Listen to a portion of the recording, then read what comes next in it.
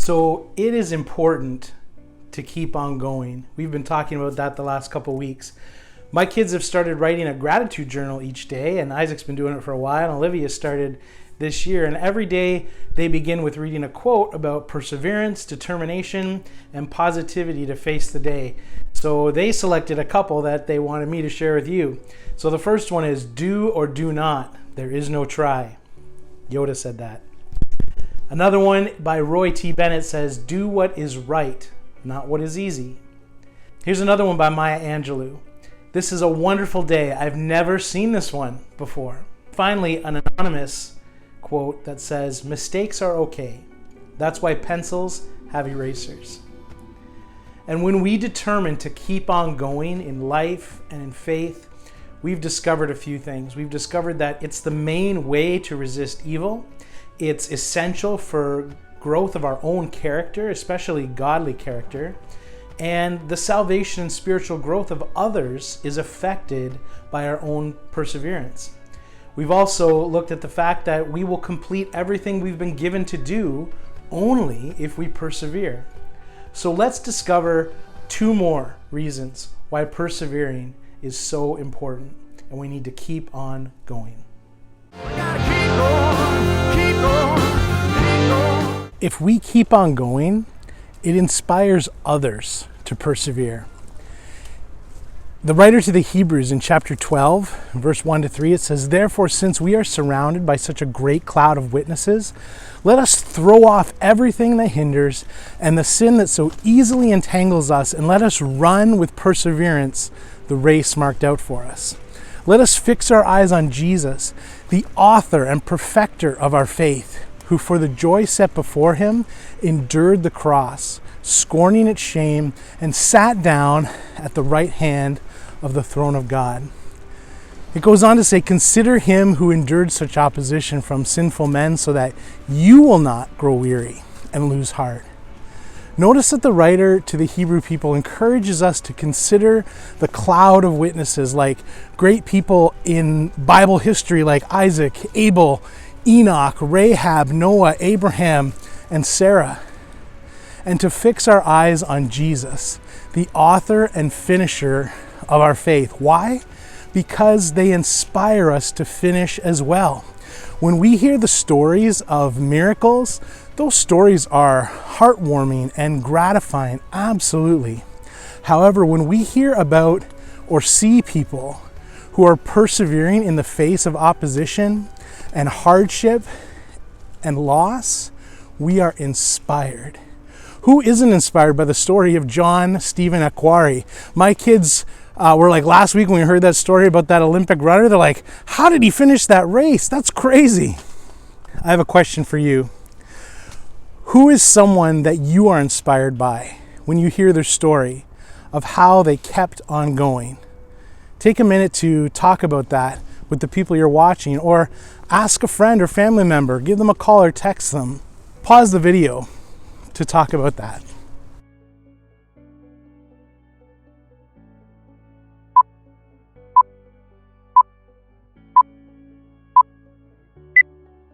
I know that I'm encouraged to persevere when I see just the lives of the people in and around us.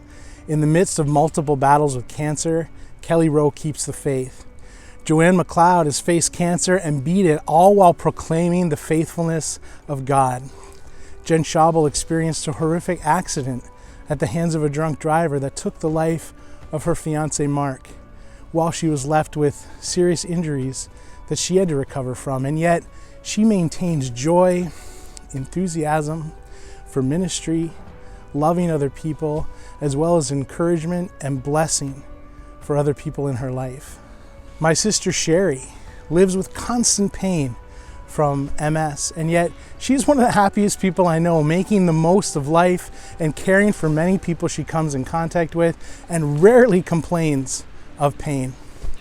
My own wife, who had cancer at a year old, lost her mom when she was 10 years old, and now diagnosed with her own rare genetic deficiency that requires multiple annual screenings, and statistically she's very high to get cancer again.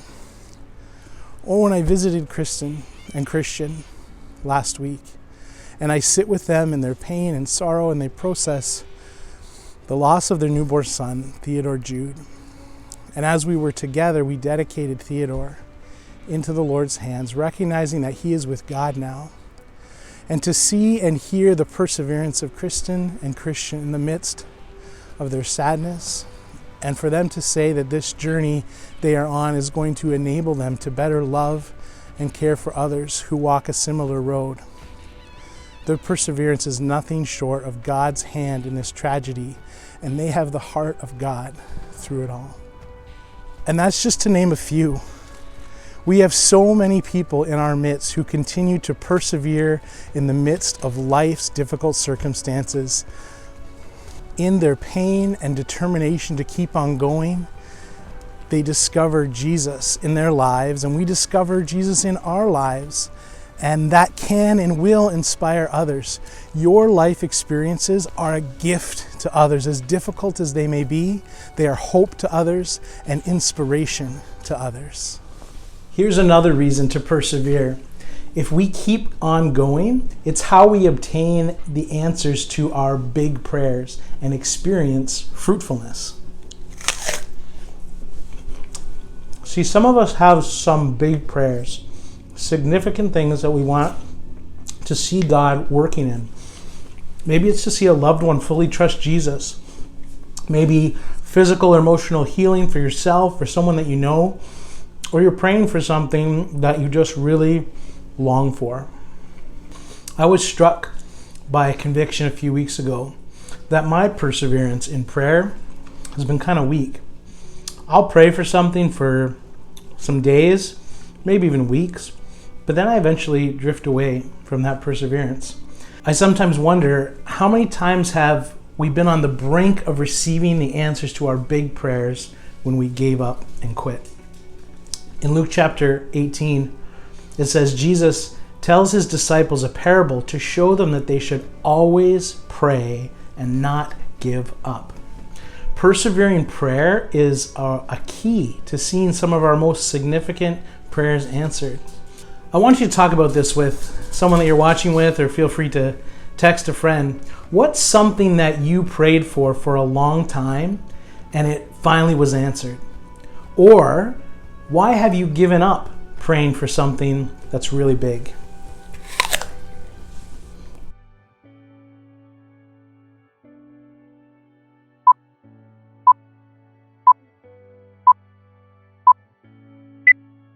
I was talking with a pastor last week who was discouraged that they spent 40 days in constant prayer for something with their whole church family. And it seemed to culminate in nothing really happening. There didn't seem to be any significant change. But definitely things happened in each person's life that committed to that praying. I know that. I'm faithful for that. I'm certain it brought fruitfulness to those who were praying. But also consider this story in the book of Daniel. In the Bible, Daniel is a prophet, and God's people are oppressed and in exile.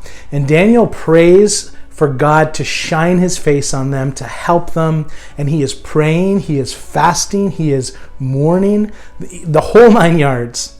And then in chapter 10, it says that a man comes to him, something like the shape of a man or the image of a man. Some people think it's an angel, but some people think it's Jesus. And anyways, this individual says to Daniel, "Don't be afraid, Daniel, because from the day you first set your mind to understand things and to humble yourself before God, your words were heard. And I've come because of your words.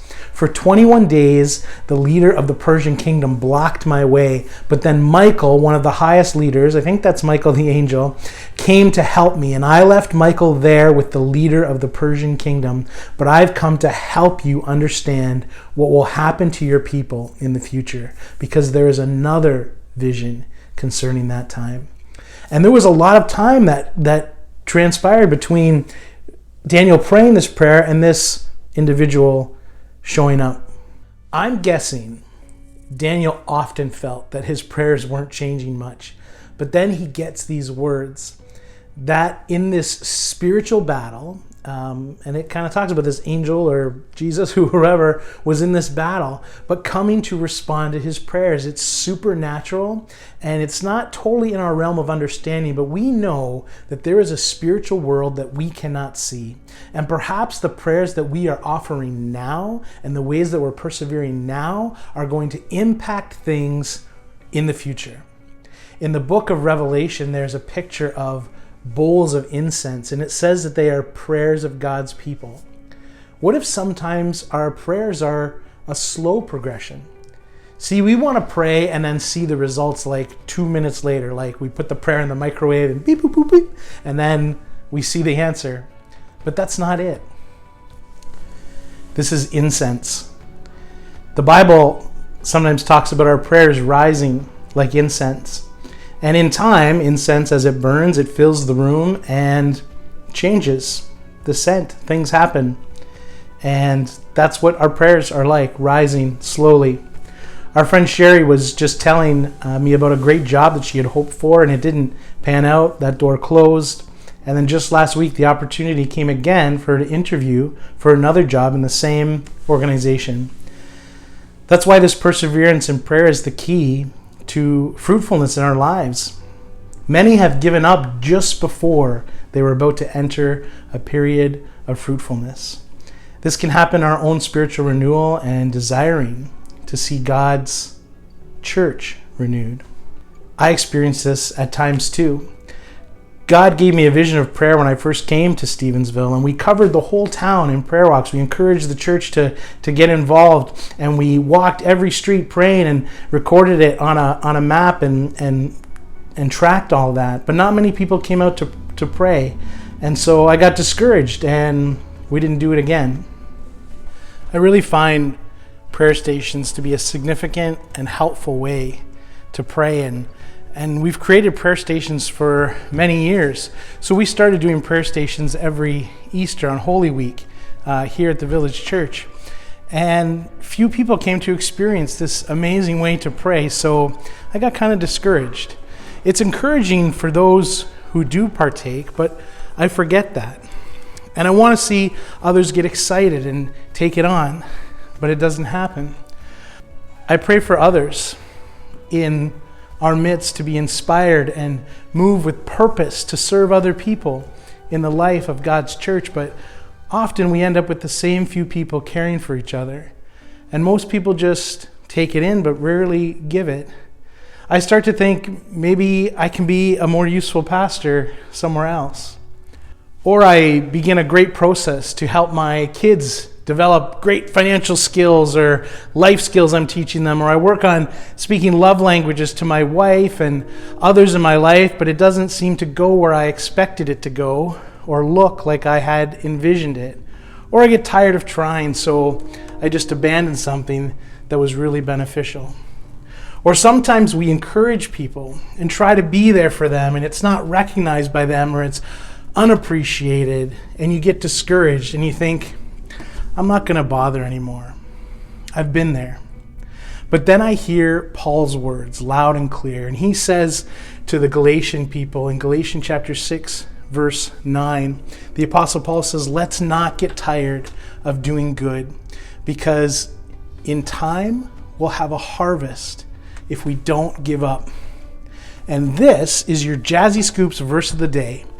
So we're giving away a free pint of Jazzy Scoops if you share that verse, Galatians 6, chapter 9. So share that verse on your Facebook page or Instagram, or even text it to me, and I'll enter your name in a draw to win a pint of Jazzy Scoops ice cream. And let me tell you, if anyone other than Emily Seaburn or Anderson Kenty post or send me this verse, I'm going to be super encouraged. So please give it a try. Try to memorize it even. I got a question for you to talk about with the people you're watching with, or text a friend. What is something you would love to do for God's church, but you don't start because you're afraid you'd be bad at it? Pause the video and chat about that for a minute.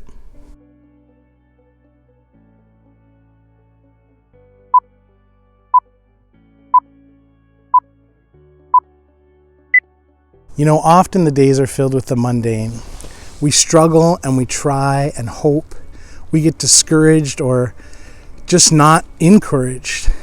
We don't have the payoff that we're hoping for, so we quit. I heard a TED Talk just last week, and it struck me. Often we quit stuff when we think we aren't any good at it. I know I don't want to be bad at anything, so why would I stick with a workout routine or setting a goal that I'm going to be inconsistent in? So the idea behind what this woman was saying in the TED Talk was that we as people need to let ourselves be bad at things and to choose to do something just slightly better than nothing. So if I want to be a runner, for example, I'll quickly give up if I can't get my 20-minute run in each day or whatever it is I set. But even if I choose to run for 1 minute and be done, that's better than nothing. If I choose to pray for 1 minute each day, that's better than nothing. I get knocked down 7 times, I get back up 8 times. You know what's needed more than anything right now in the state that we're in? People need to know that someone cares about them. Show care to a person in a simple way. Don't give up. Show the love of Christ. Be the love of Christ. Welcome the love of Christ and keep on going. Peace.